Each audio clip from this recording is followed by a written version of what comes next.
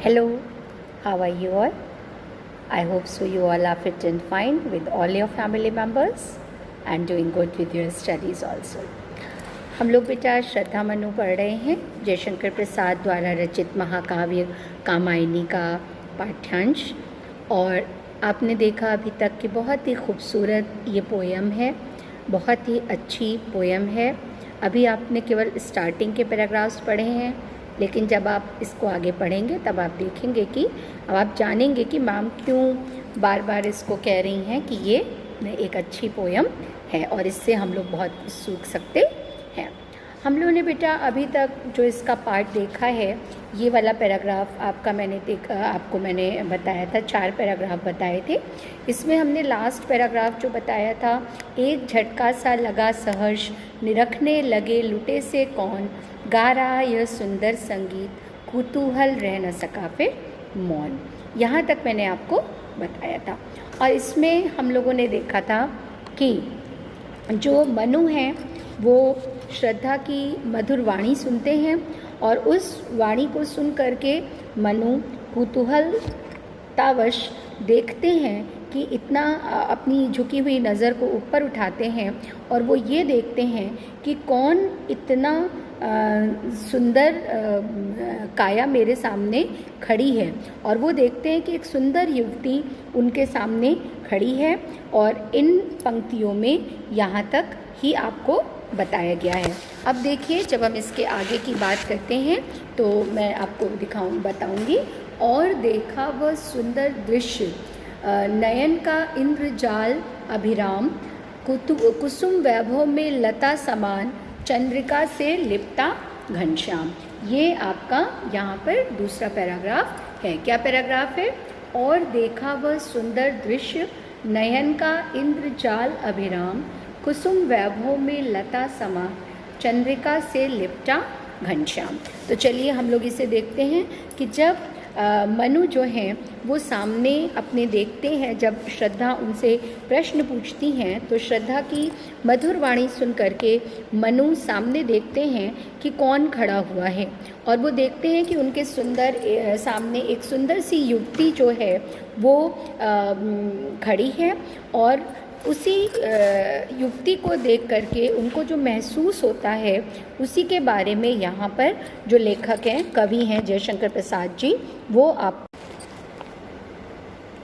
तो जब मनु श्रद्धा को एक सुंदर प्रतिमूर्ति के रूप में देखते हैं तो ऐसा लगता है कि मानो उन पर कोई जादू चल गया हो। यहाँ पर जो श्रद्धा का सौंदर्य है वो इतना दिव्य और पवित्र है कि उसके सम्मोहन रूपी जादू में जो मनु हैं वो डूब जाते हैं। और उनको क्या लगता है? उनको देखकर लगता है कुसुम वैभव में लता समान, चंद्रिका से लिपटा घनश्याम। क्या लगता है? कुसुम वैभव में लता समान, चंद्रिका से लिपटा घनश्याम। तो इसमें वो ये कहते हैं कि ऐसा लगता है कि वो फूलों से भरी हुई कोई सुकुमार लता लग रही हो, ऐसा जैसे कि वो जो श्रद्धा है वो फूलों, ब्रैकेट में आप लिखेंगे श्रद्धा क्योंकि अभी तक श्रद्धा ने अपना परिचय नहीं दिया है। तो जो श्रद्धा है वो फूलों से लदी हुई एक लता के समान सुकुमार लग रही है। और उसके जो नीले वस्त्र हैं उसमें उनका नीला वस्त्र भी आप नीला रंग जो है वो ब्रैकेट में लिखेंगे क्योंकि भी आगे आएगा नीला, इसलिए मैंने आपको बताया। और उसके नीले वस्त्रों में उसका शरीर इतना सुंदर लग रहा है मानो, या शरीर की आभा कितनी सुंदर लग रही है मानो चांदनी से लिपटा हुआ कोई बादल हो, है ना। कुसुम वैभव में लता समान कि एक तरफ तो श्रद्धा, इसमें अब देखिए बहुत से एग्जाम्पल्स दिए हुए हैं उन्होंने, आगे आने वाले पैराग्राफ्स में आप देखेंगे कि श्रद्धा के सौंदर्य के लिए जो लेखक हैं, जो कवि हैं, उन्होंने यहाँ पर एग्जाम्पल्स दिए हुए हैं बेटा। तो वो यहाँ पर क्या कह रहे हैं कि जो श्रद्धा हैं उनका जो शरीर है या जो उनकी बाह्य संरचना है वो एक तरफ तो ऐसी लग रही है जैसे कि फूलों से लदी हुई कोई लता हो, और दूसरा उसके नीले वस्त्रों में उसका शरीर ऐसा लग रहा है जैसे कि कोई बादल जो है वो चांदनी में लिपटा हुआ हो। ठीक है, फिर आगे देखिए।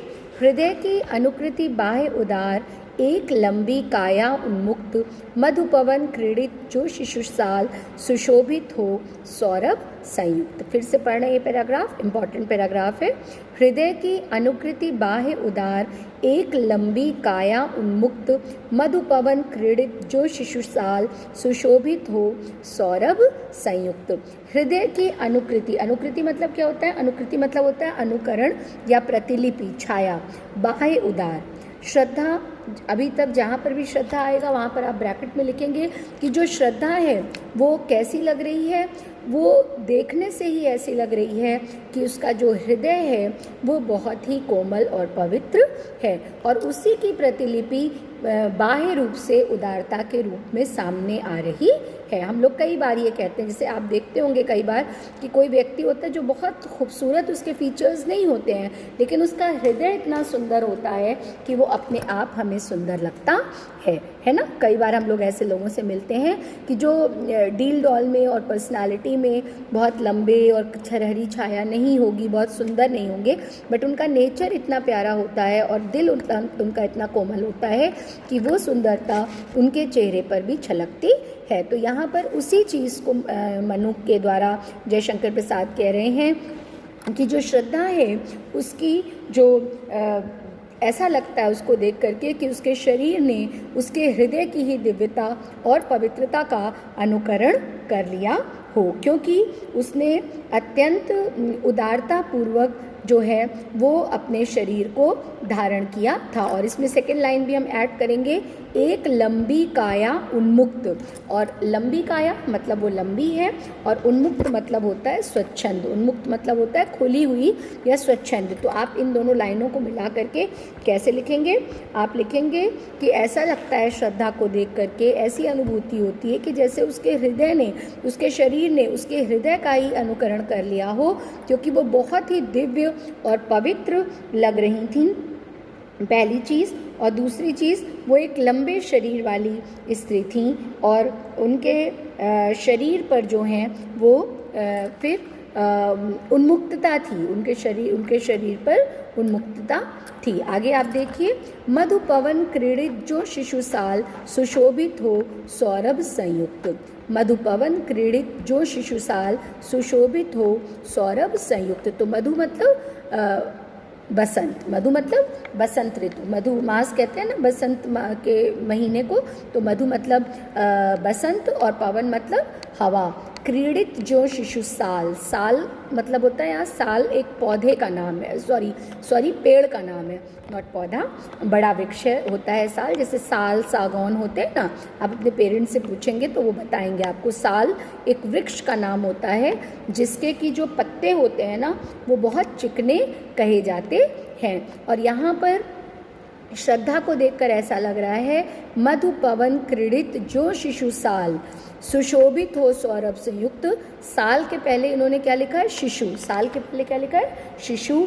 उनको देख करके ऐसा लग रहा है जैसे साल वृक्ष का कोई छोटा सा बच्चा, ध्यान से समझिएगा कि जैसे साल वृक्ष का कोई छोटा सा बच्चा और मधुपवन क्रीड़ित बसंत की हवा में खेल रहा हो। जो छोटे छोटे पौधे होते हैं वो जब हवा चलती है तो क्या होते हैं? वो हिलते हैं। तो यहाँ पर श्रद्धा को देख करके ऐसा लग रहा है जैसे साल वृक्ष का कोई छोटा सा पौधा हो और वो पौधा जो है वो हिल रहा हो, खेल रहा हो, सुशोभित हो सौरभ संयुक्त। कि वो सौरभ मतलब खुशबू, संयुक्त मतलब होता है उससे जुड़ करके, लेकिन यहाँ पर होगा कि सुशोभित मतलब सुंदर लग रहा है। कि जैसे अब इन दोनों लाइनों को हम लोग मिलाएंगे, पहली लाइन का तीसरी लाइन का अर्थ मैंने आपको बता दिया ऑलरेडी, कि जैसे साल वृक्ष का कोई छोटा सा पौधा और मधुमास में, बसंत ऋतु में या बसंत के महीने में खुशबू से भरा हुआ अपना अटखेलियाँ कर रहा हो और सुगंध फैला रहा हो, अटखेलियाँ कर रहा हो और सुगंध फैला रहा हो। ठीक है, समझ में आया? तो अब ये दो पैराग्राफ्स मैंने आपको बताए, इन दो पैराग्राफ्स की पहले हम वो देख लें, साहित्यिक विशेषता देख लें। तो देखिए बेटा, इसमें आपका एक तो जहाँ पर भी सुंदरता का वर्णन होता है ना, तो सुंदरता के साथ साथ जहाँ पर भी प्रेम का वर्णन होता है वो श्रृंगार रस होता है, और प्रेम के साथ साथ जहाँ पर भी जहाँ पर भी प्रेम का वर्णन होता है वो श्रृंगार रस होता है, और प्रेम के साथ साथ जहाँ पर सुंदरता का वर्णन होता है, मैंने आपको बताया है इसके पहले की क्लासेस में भी, वो भी श्रृंगार रस होता है। श्रृंगार रस आप सभी जानते हैं। तो यहाँ पर श्रृंगार रस की जो है वो बहुत ही सुंदर अभिव्यंजना इन दोनों पैराग्राफ्स में हुई है, क्योंकि श्रद्धा के सौंदर्य का वर्णन किया गया है। और दूसरा पॉइंट इसमें इस दोनों पैराग्राफ्स की ये भी विशेषता है कि जो श्रद्धा का सौंदर्य है उसका चित्रण छायावादी प्रकृति से किया गया है। किससे किया गया है? छायावाद की प्रकृति के द्वारा जिस प्रकार से श्रद्धा का सौंदर्य वर्णित हो सकता है उसी प्रकार से इसका वर्णन किया गया है। फिर मैंने आपको बताया था कि लाक्षणिकता छायावाद की एक मुख्य शैली है, तो यहाँ पर भी लाक्षणिक पॉइंट आउट कर रहे हैं ना कि किस किस जगह पे वो कैसे कैसे सुंदर लग रही है। तो लाक्षणिकता का प्रयोग किया गया है। किसका प्रयोग किया गया है? लाक्षणिकता का प्रयोग इसमें किया गया है। और उसके बाद आप ये कह सकते हैं कि भाषा में एक चित्रात्मकता है, चित्रोपमता जिसे हम कहते हैं। ये वर्ड मैं आपको लिख दे रही हूँ कि भाषा जो है वो चित्र सा खींच देती है। भाषा जो है वो क्या करती है? वो चित्रोपमता भाषा में दिखाई दे रही है, जिसको कि आपको मैं स्पेलिंग लिख दे रही हूँ।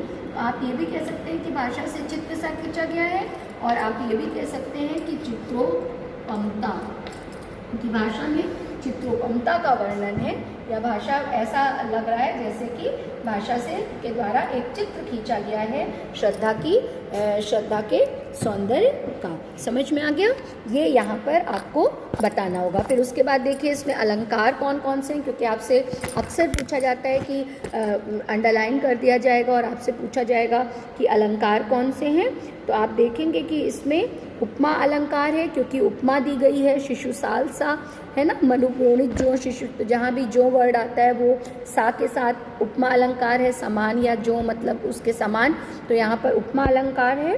उसके बाद इसमें उत्प्रेक्षा अलंकार भी है और अनुप्रास अलंकार भी है। चलिए देखते हैं कहाँ कहाँ है। उत्प्रेक्षा अलंकार इसमें क्यों है? मधु पवन पीड़ित जो शिशुसाल, तो मधु पवन पीड़ित क्रीडित, सॉरी नॉट पीड़ित, मधुपवन क्रीडित नॉट पीड़ित, मधुपवन क्रीडित जो शिशुसाल। तो यहाँ पर संभावना व्यक्त की जा रही है। एक तो उपमा दी जा रही है और दूसरी संभावना भी व्यक्त की जा रही है।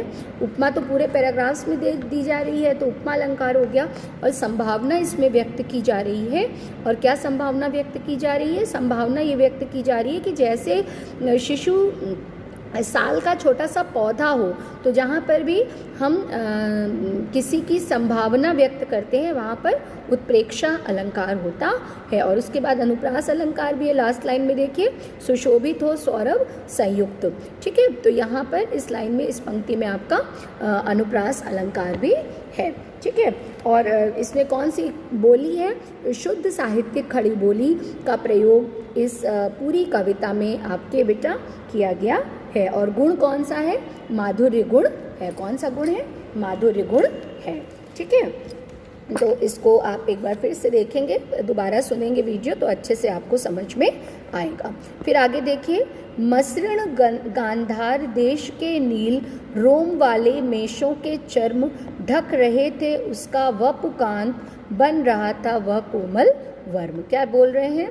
मसृण गांधार देश के नील रोम वाले मेषों के चर्म ढक रहे थे उसका वपुकांत बन रहा था वह कोमल वर्म। इसमें ये स्पेलिंग्स आपको देखनी पड़ेंगी, थोड़ा सा और देखना पड़ेगा। इसमें जो मसृण वर्ड है ना, मसृण मतलब होता है चिकना, मसृण मतलब होता है चिकना, और गांधार देश के नील रोम वाले, गांधार देश के बाद देखिए कॉमा लगा है, और नील रोम वाले मेषों के चर्म, मेष मतलब होता है भेड़। अब उसके यहाँ पर वस्त्रों की बात हो रही है। अब जब इसको आप इस तरह से समझेंगे कि जब मनु के सामने श्रद्धा खड़ी है और उनसे क्वेश्चन पूछ रही हैं, और मनु इसके पहले अपना शीश झुका करके बैठे हुए हैं। मनु जो हैं वो इसके पहले अपना शीश झुका करके बैठे हुए हैं। जैसे ही श्रद्धा उनसे क्वेश्चन करती हैं तो मनु क्या करते हैं, उसको ऐसे सर झुकाए रहते हैं, ऐसे सामने देखते हैं। तो जब सामने देखते हैं तो अब वो उसको सिर से पैर तक देख रहे हैं कि वो युवती किस प्रकार की दिख रही है। तो पहले तो इन्होंने इसके पहले के पैराग्राफ में बताया कि कितनी सुंदर दिखाई दे रही है, उसके बाद उसके हृदय की सुंदरता, उसके शरीर की पवित्रता और दिव्यता से दृष्टिगोचर हो रही है, ये दिखा रहे हैं।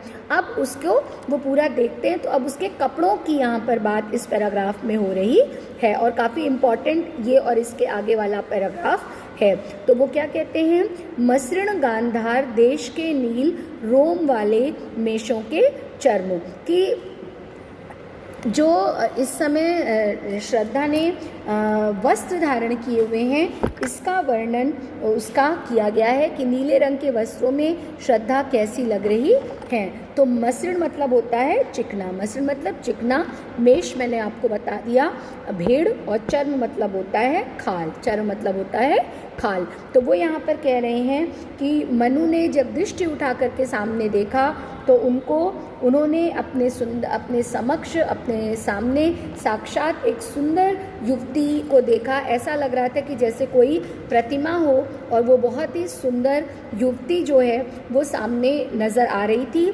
और उस सुंदर युवती ने क्या किया था, उस सुंदर युवती ने नीले रंग के वस्त्र धारण कर रखे थे, और उसके नीले रंग के वस्त्र कैसे थे, वो नीले रंग की भेड़ों के खाल से बने हुए थे। जो श्रद्धा अनुपम सुंदरी के रूप में उनके सामने खड़ी थी, तो वो देखते हैं कि उस सुंदरी ने अपने शरीर पर नीले रंग के भेड़ों की चिकनी खाल से बने हुए वस्त्र धारण कर रखे थे। ढक रहे थे उसका वपुकांत, बन रहा था वह कोमल वर्म। जो ये नीले रंग के भेड़ों के चिकनी खाल से बने हुए वस्त्र थे, ढक रहे थे उसका वपुकांत।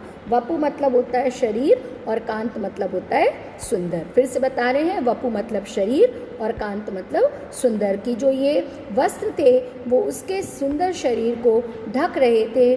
बन रहा था वह कोमल वर्म, वर्म मतलब होता है कवच, वर्म मतलब कवच। कि उसकी जो चिकने, उसके जो नीले रंग के सुंदर वस्त्र थे, उनको देखकर ऐसा लगता था मानो ये वस्त्र उसके सुंदर सुकुमार शरीर की कवच के समान रक्षा कर रहे हों। मतलब वो वस्त्र जो थे वो कवच जिस प्रकार से हमारी रक्षा करता है, उसी प्रकार से वो कवच रूपी वस्त्र उसके सुंदर शरीर की रक्षा कर रहे थे। या आप ये भी कह सकते हैं कि उन वस्त्रों को देख करके ये लग रहा है कि मानो वो वस्त्र उसके शरीर का कवच बन गए हों। समझ में आया?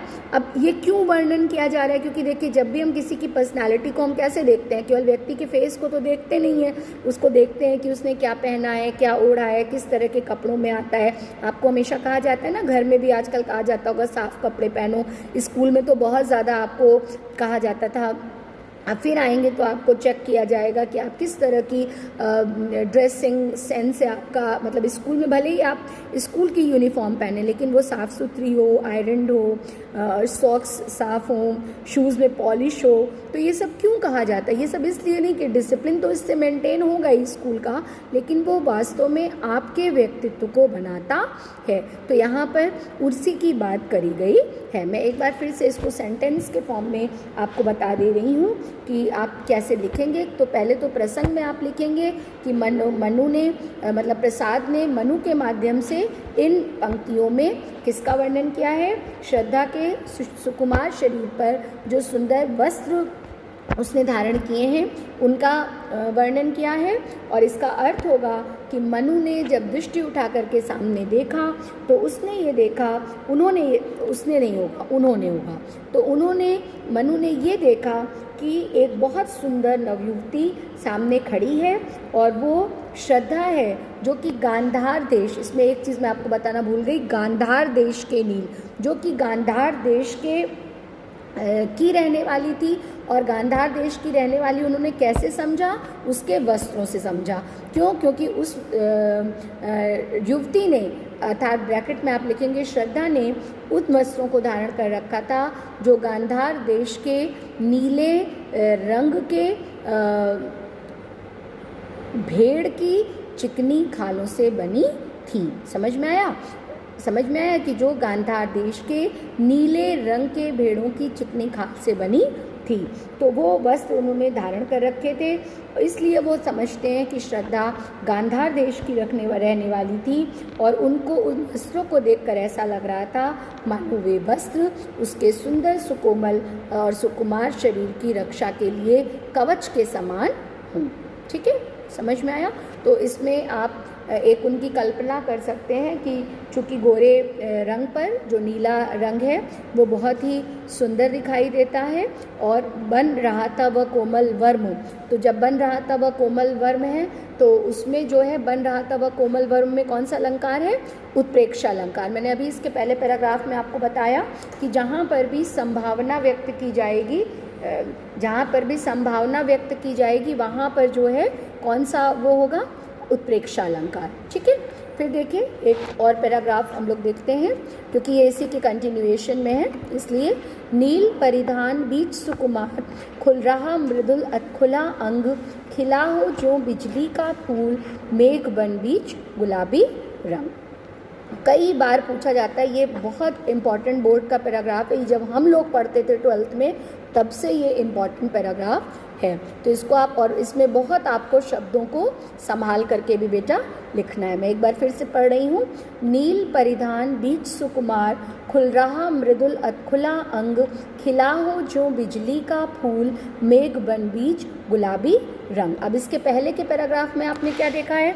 इसके पहले के पैराग्राफ में आपने देखा है कि वो नीले रंग के भेड़ के खाल से बने वस्त्र श्रद्धा ने पहने हुए हैं। अब उन वस्त्रों में उसका शरीर कैसा लग रहा है? अब इसके पहले वाले पैराग्राफ में वस्त्रों की चर्चा की गई है, अब इसमें उसका शरीर कैसा लग रहा है उस सुंदरता का वर्णन है। तो और बहुत शब्दों को संभाल के लिखिएगा।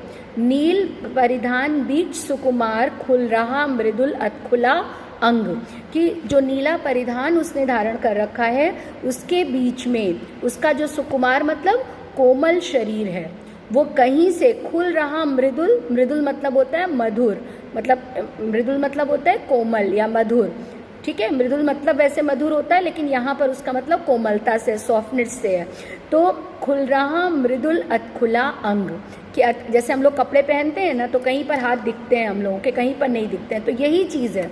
तो शब्दों को बिल्कुल संभाल के आप लिखेंगे कि उन नीले रंग के वस्त्रों में श्रद्धा का जो शरीर है वो कहीं पर जो है वो ढका हुआ था और कहीं पर जो है वो खुला हुआ था।